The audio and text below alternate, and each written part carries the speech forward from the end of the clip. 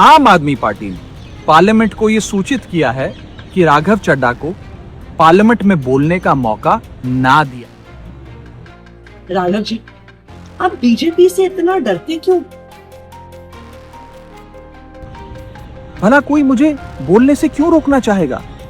कोई मेरी आवाज को क्यों बंद करना चाहेगा? मोदी के खिलाफ आवाज नहीं निकालते हो? तो जो लोग राजनीति को कैरियर के रूप में देखते हैं, प्लीज मत आइएगा।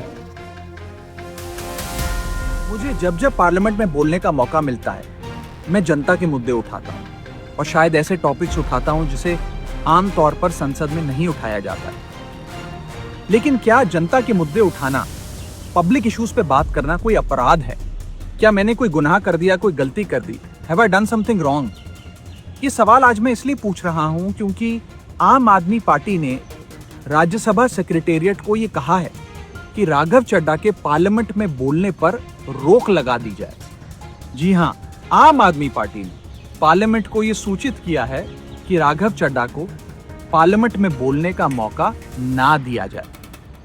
अब भला कोई मेरे बोलने पर रोक क्यों लगाना चाहेगा? मैं तो जब बात करता हूं देश के आम आदमी की बात करता हूं। एयरपोर्ट पर मिल रहे महंगे खाने की बात रखी, जोमैटो ब्लिंकिट के डिलीवरी राइडर्स की प्रॉब्लम रखी, खाने में मिलावट का मुद्दा उठाया, टोल प्लाजा लूट से लेकर बैंक चार्जेस लूट की बात करी, यहाँ तक कि मिडिल क्लास पे टैक्स के बोझ से लेकर कंटेंट क्रिएटर्स पर स्ट्राइक क्यों करी जाती है, टेलीकॉम कंपनियां कैसे 12 महीने में 13 बार हमसे रिचार्ज कराती हैं, डेटा रोल ओवर नहीं देती हैं, रिचार्ज खत्म होने के बाद इनकमिंग रोक देती है, तमाम इश्यूज मैंने सदन में उठाए। और ये मुद्दे उठाने के बाद देश के आम आदमी का तो फायदा हुआ, लेकिन इससे आम आदमी पार्टी का क्या नुकसान है? भला कोई मुझे बोलने से क्यों रोकना चाहेगा? कोई मेरी आवाज को क्यों बंद करना चाहेगा? खैर, आप लोग मुझे अनलिमिटेड प्यार देते हैं। मैं जब जब आपके मुद्दे उठाता हूं, आप मुझे सपोर्ट करते हैं, मुझे शाबाशी देते हैं, मेरा हौसला बढ़ाते हैं। मैं आपको कहना चाहता हूं थैंक यू। ऐसे ही मेरा हाथ और मेरा साथ थामे रखिएगा, छोड़िएगा मत। मैं आपसे हूं और मैं आपके लिए हूं। और जिन लोगों ने आज पार्लियामेंट में मेरे बोलने का अधिकार मुझसे छीन लिया, मुझे खामोश कर दिया, मैं उन्हें भी कुछ कहना चाहता हूं। मेरी खामोशी को मेरी हार मत समझ लेना। मेरी खामोशी को मेरी हार मत समझ लेना। मैं वो दरिया हूं जो वक्त आने पर सैलाब बनता है। आज मैं राज्यसभा सांसद राघव चड्ढा जी से कुछ सवाल पूछना चाहती हूँ। राघव जी, आप बीजेपी से इतना डरते क्यों? आप बीजेपी से सवाल उठाने से डरते क्यों हैं? आप मोदी जी से सवाल उठाने से डरते क्यों हैं? आज हमारा देश एक बहुत बड़े संकट से गुजर रहा है। आज हमारे देश के लोकतंत्र पर खतरा, आज हमारे देश के संविधान पर खतरा, आज हमारी आंखों के सामने इलेक्शन कमीशन का मिसयूज करके पश्चिम बंगाल का इलेक्शन चुराया जा रहा है, लेकिन आप उस पर सवाल नहीं उठा रहे, आप उस पर बोलने से डर रहे हैं। हम सबने देखा किस तरह से दिल्ली में गलत तरीके से वोट काटे गए, बीजेपी के कार्यकर्ताओं ने गलत तरीके से वोट बनाए और बीजेपी इलेक्शन चुरा के ले गई। और आज वेस्ट बंगाल में यही हो रहा है। आज इलेक्शन कमीशन का मिसयूज हो रहा है।